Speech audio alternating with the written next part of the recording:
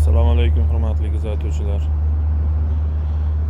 Bu motoblogimizni oldin tayyorlaganmiz.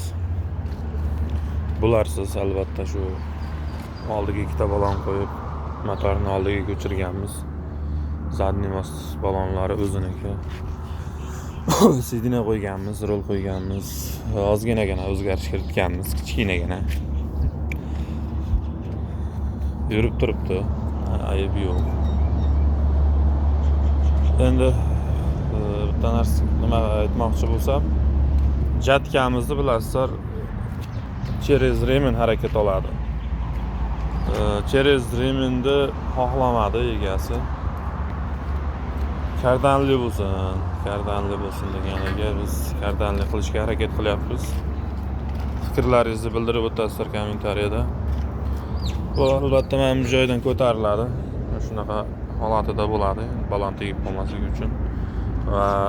Va bu joyga remen bilan keladi. Baribir remensiz bo'lmaydi, remen bilan bo'ladi. Reduktor qo'yamiz. Reduktorimiz mana bu qo'polroq. Shu reduktor 1 ga 1,5. Mana ko'ramiz endi qanaqa ishlar ekan.